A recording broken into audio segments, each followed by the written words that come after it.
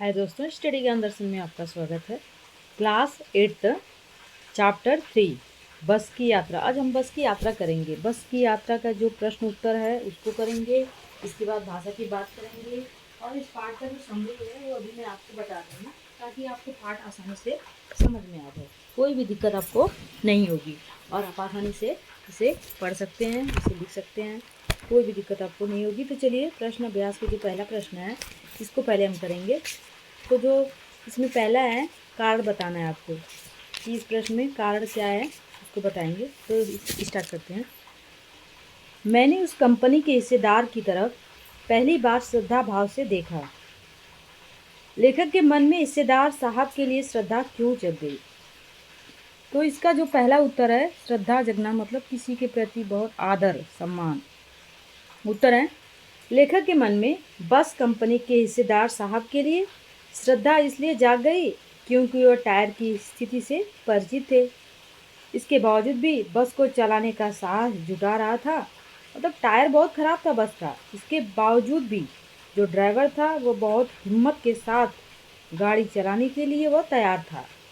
Company का हिस्सेदार अपनी पुरानी बस की खूब तारीफ कर रहा था। अर्थ, मोह की वजह से आत्म बलिदान की ऐसी भावना दुर्बल थी जिसे देखकर लेखक हतप्रभ हो गया और उसके प्रति उसके मन में श्रद्धा भाव जागने लगा। किसी के प्रति अगर हम जब ज़्यादा वो करते हैं, प्रेम करते हैं, श्रद्धा भाव जाग जाता है तो हमें भी आश्चर्य होता है कि इंसान बहुत ही अच्छा है और बहुत ही बहादुर है। प्रश्न 2 है। प्रश्न 2, कारण बताइए। इसमें लोगों ने सलाह दी कि समझदार आदमी शाम वाली बस से सफ़र नहीं करते। लेखक जब जा रहा था तब लोगों ने सलाह दी, आसपास के जो लोग थे उन्होंने कहा कि ये बस खतरनाक है, काफ़ी पुरानी है, बूढ़ी हो चुकी है, आप इससे सफ़र नहीं करना ठीक है, मतलब आप इससे सफ़र मत करिए। लोगों ने यह सलाह देते हुए भी लोगों ने उसमें सफ़र करने के लिए तैयार हो गए। इसमें जो है, लोगों ने लेखक को यह सलाह इसलिए दी क्योंकि वे जानते थे कि बस की हालत बहुत ही ख़राब है, बहुत बूढ़ी हो गई है। बस का कोई भी भरोसा नहीं है कि यह कब और कहाँ रुक जाए।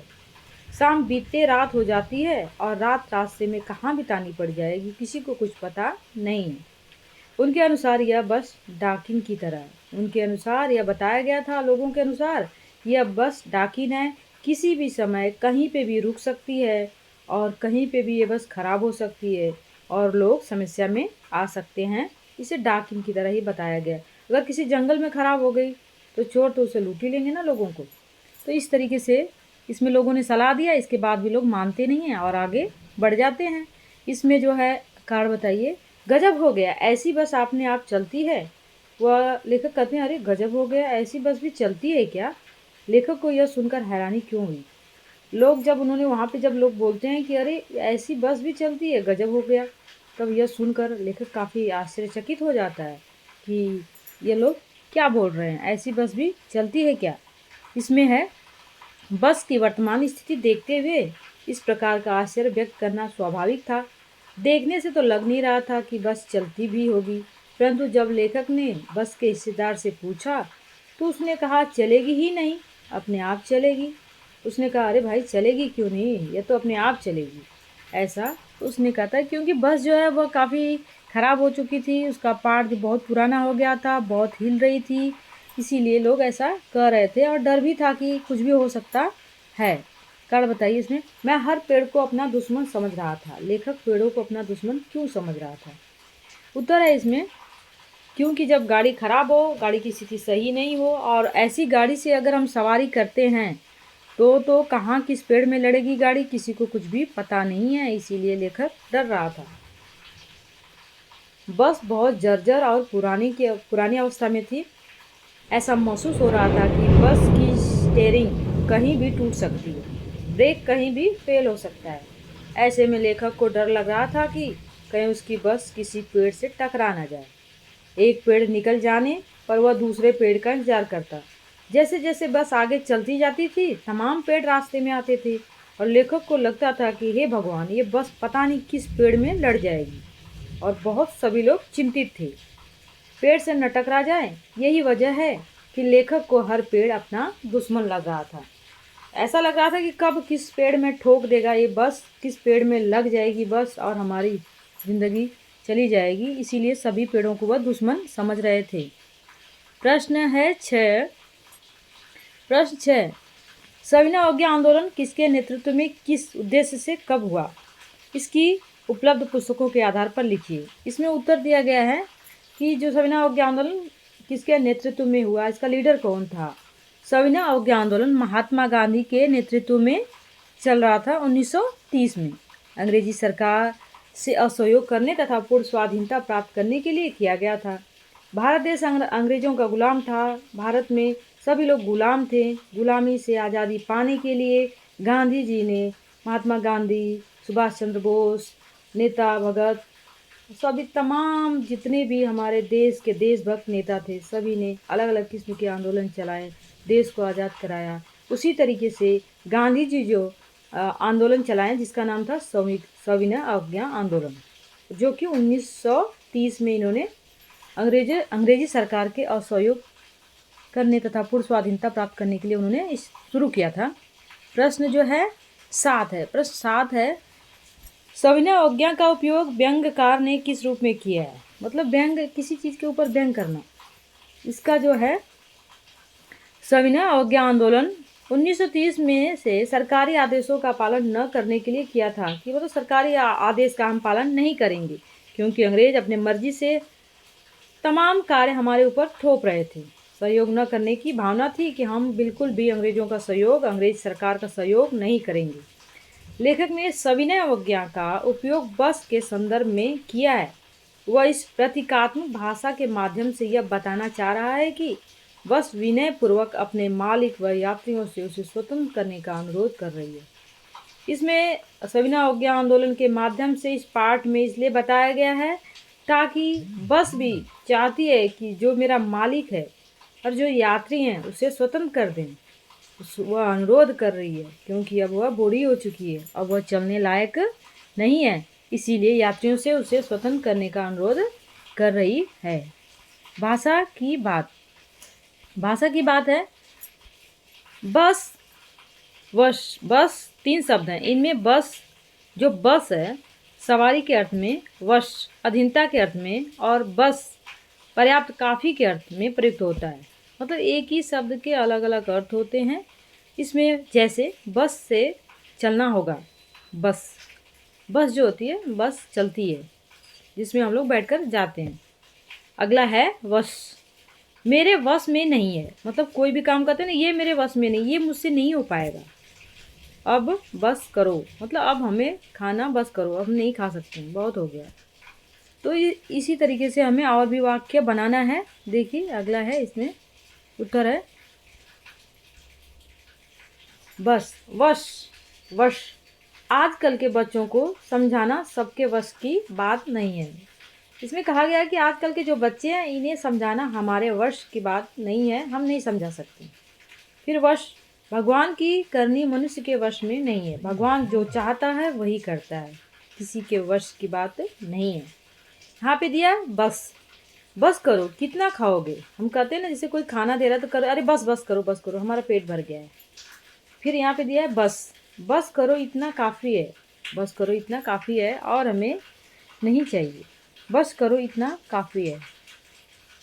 और ये है प्रश्न नंबर जो 2 है। प्रश्न नंबर 2 में भी दिया है कि हम 5 मित्रों ने तय किया कि शाम 4 बजे की बस से चलें। पन्ना से इसी कंपनी की बस सतना के लिए घंटे भर बाद मिलती है। ऊपर दिए गए वाक्यों में ने, की से आदि वाक्यों का प्रयोग किया है, कारक चिन्हों का प्रयोग किया गया है। संबंध स्थापित कर रहे हैं, ऐसे शब्दों को कारक कहते हैं। इसी तरह 2 वाक्यों को एक साथ जोड़ने के लिए कि यहाँ पे छोटी की दिया है का प्रयोग होता है। कहानी में ऐसे दोनों प्रकार के 4 वाक्य बताइए। तो हम इसमें बताना, हमें उत्तर है, इसका उत्तर है कारक शब्द। आप तो 5वीं 6वीं क्लास 7वीं क्लास से ही पढ़ते आए होंगे। कारक शब्द से निर्मित वाक्य, यह समझ में नहीं आता कि सीट पर हम बैठे हैं या सीट हम पर बैठी है। इसमें दिया है सीट पर हम बैठे हैं, यहाँ पे देखिए की लगा है, सीट पर हम बैठे हैं या सीट हम पर बैठी है, कारक चिन्ह लगा है की। कर्ता ने कर्म को करण से, इस तरीके से है। दूसरा है नई नवेली बसों से ज़्यादा विश्वसनीय है। नई नवेली बसों से, यहाँ पे देखिए कारक चिन्ह से लगा है। तीसरा है यह बस पूजा के योग्य है। यहाँ पे के का प्रयोग है। बस कंपनी के एक हिस्सेदार भी, यहाँ पे भी के लगा हुआ है। एक हिस्सेदार, बस कंपनी के एक हिस्सेदार भी उसी बस में जा रहे हैं। यहाँ पे लास्ट जो चौथे वाले में के और में लगा हुआ है। इस तरीके से हम तमाम वाक्य चुन सकते हैं, अपनी किताबों के माध्यम से भी बना भी सकते हैं। प्रश्न नंबर 3 है। प्रश्न 3 है, हम फौरन खिड़की से दूर सरक गए। चांदनी में रास्ता टटोल कर वह रेंग रही थी। बस मतलब कहने का तात्पर्य है कि जब रात में बस जा रही है, चांदनी रात है, अब बस कैसे चल रही है, उसकी लाइट वाइट नहीं है, रेंगती हुई धीरे धीरे चल रही है। दिए गए वाक्यों में आई, सरकना, रेंगना जैसी क्रियाएं 2 प्रकार की गतियां दर्शाती हैं। ऐसी कुछ क्रियाएं एकत्र कीजिए जो गति के लिए प्रयुक्त होती है, जैसे घूमना इत्यादि। उन्हें वाक्य में प्रयोग करना है। वाक्यों में प्रयोग करने का मतलब होता है हम ओन सेंटेंस भी किसी भी वाक्य को बना सकते हैं, ऐसा नहीं कि जो किताबों में लिखा है वही। टहलना, दादाजी को टहलना अच्छा लगता है। हम सुबह सुबह माता पिता के साथ टहलने जाते हैं, ऐसा बना सकते हैं हम। चलना, चलना सेहत के लिए बहुत ही लाभदायक है। इसमें जो टहलना है, टहलने का मतलब घूमना फिरना, वॉकिंग करना। चलना, चलना सेहत के लिए जो है वह बहुत ज़्यादा लाभदायक होता है, इसीलिए हमें चलना भी चाहिए, टहलना भी चाहिए, योग भी करना चाहिए। ये सारी क्रियाएं हमें स्वस्थ बनाती है। प्रश्न 4 है, कांच बहुत कम बचे थे, जो बचे थे उनमें हमें बचना था। इस वाक्य में बच शब्द को 2 तरह से प्रयोग किया गया है, एक शेष के अर्थ में और दूसरा सुरक्षा के अर्थ में। नीचे दिए गए शब्दों को वाक्यों में प्रयोग करके देखिए। ध्यान रहे, एक ही शब्द वाक्य में 2 बार आना चाहिए और शब्दों के अर्थ में कुछ बदलाव होना चाहिए। मतलब सेम एक शब्द जो दिया है उसको 2 बार रिपीट होना चाहिए, उसमें उस वाक्य में 2 बार आना चाहिए, ऐसा इसमें है। जैसे यहाँ पे है जल है और हार है। अब इसमें जल और हार का करते हैं। जल, जल मीन, जो मीना है, मीना गर्म जल से बुरी तरह जल गई। जल, जल मतलब गर्म, आग से जलना। जल गई इसमें दे मीना गर्म जल से, मतलब जल मतलब पानी हो गया। यहाँ पानी, इसका अर्थ पानी है और इसका मतलब जलना हो गया। मीना जो पानी था वो गर्म था और गर्म जल, जल मतलब पानी, ये पानी से इसका तात्पर्य है। और ये जल मतलब जल गई, आग से जल गई, 2 बार आया। दूसरा है हार, यह प्रतियोगिता के इस पड़ाव में जिसकी जीत होगी उसे मोतियों का हार मिलेगा और जिसकी हार होगी वह प्रतियोगी के बाहर हो जाएगा। यहाँ दिया है मोतियों का हार मिलेगा, मतलब ये हार मतलब फूलों का हार, मोतियों का हार, सोने का हार, जो भी कर लो। और यहाँ पे हार मतलब हार जाना, किसी खेल में हार जाना, किसी परीक्षा में हार जाना, या किसी भी चीज़ में हार जाना, इसका अर्थ है हारना। और इसका अर्थ है हार, चाहे फूलों का हार हो, चाहे मोतियों का हार हो, कोई भी हार हो उसको बोलते हैं। तो दोनों का अलग अलग अर्थ है, वाक्यों में हम अपनी मर्जी से भी प्रयोग कर सकते हैं। इसके आगे है प्रश्न 5 है। इसमें है बोलचाल में प्रचलित अंग्रेजी शब्द। फर्स्ट, क्लास में 2 शब्द हैं, फर्स्ट और क्लास। यहाँ क्लास का विशेषण है फर्स्ट, चूँकि फर्स्ट संख्या है, फर्स्ट क्लास संख्यावाचक विशेषण का उदाहरण है। महान आदमी में किसी आदमी की विशेषता है। महान, यह गुण, यहाँ पे है गुण विशेषण, संख्या विशेषण और गुणवाचक विशेषण, 2-2 उदाहरण हमें खोज कर लिखना है और अपनी किताबों से भी आप लिख सकते हैं। इसमें है उत्तर है संख्यावाचक विशेषण। संख्या, जहाँ नंबर होता है उसे संख्यावाचक विशेषण कहते हैं। 4, 4 संख्या है, इसमें दिया है 4 संख्या है, 8 भी है, 10 भी है। फिर यहाँ गुणवाचक, जहाँ पे गुणवाचक, जैसे चांदनी रात है, समझदार है, आदमी है। आगे चलते हैं, यह लास्ट है। इसमें मैं इस पार्ट का थोड़ा सा समरी बता देती हूँ जो कि आपके लिए बहुत ही सही होगा। बस की यात्रा जो है, इसके लेखक है हरिशंकर परसाई जी हैं। पाठ का छोटा सा सार बताती हूँ, मैं सारांश बताती हूँ जो कि आपको बहुत ही आसानी से समझ में आ जाएगा। प्रस्तुत पाठ जो है यह हरिशंकर परसाई ने इसे लिखा है, जो बहुत बड़े व्यंग्यकार भी माने जाते हैं और वह बस यात्रा के अनुभव को अपने लेखन के द्वारा प्रकट करते हैं। एक बार लेखक अपने 5 मित्रों के साथ पन्ना जाने की सोच रहा था कि हम चलेंगे, और सतना से उसे जबलपुर भी जाना था। इसीलिए वह शाम 4 बजे की बस से अपने साथियों के साथ बस में सवार हो जाता है और चलने के लिए वो सोचता है। लेकिन बस की हालत जो इतनी वृद्ध स्त्री के समान थी, एकदम बूढ़ी हो चुकी थी। उसकी हालत कमज़ोर थी, वृद्धावस्था जैसी दिखाई दे रही थी, और यह बस पूजा की योग्य थी। ऐसा लग रहा था कि अब इसका चलने का समय नहीं है, बल्कि पूजनीय है, पूजा योग्य है यह बस। इसी में सवार कैसे हुआ जा सकता है? लेखक सोचते हैं, लोगों ने मना भी किया कि इस बस में जाना ठीक नहीं है, यह बस काफ़ी बूढ़ी हो चुकी है, पुरानी हो चुकी है। लेकिन फिर भी लोग नहीं मानते हैं, और लेखक उसके साथियों के साथ अपने चले जाते हैं। उसी बस में बस कंपनी के पार्टनर रिश्तेदार भी यात्रा कर रहे थे। बस की हालत देखकर हमने उनसे पूछा, बस चलती भी है क्या भाई?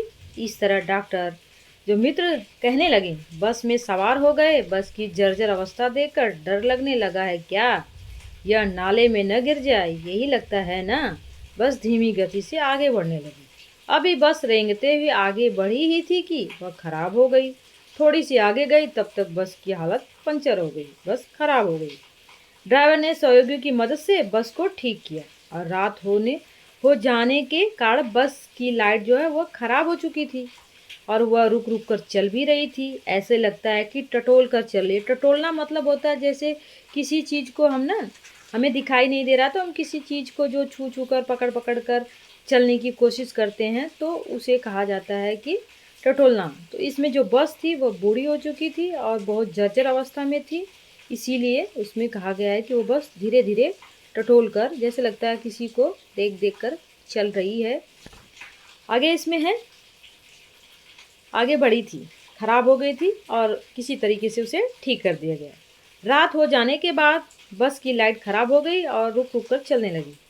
इसके बाद जो है बस का टायर पंचर हो गया। पहले तो खराब हुई तो किसी तरह ठीक किया गया, अब इसके बाद थोड़ी आगे गई तो पंचर हो गई।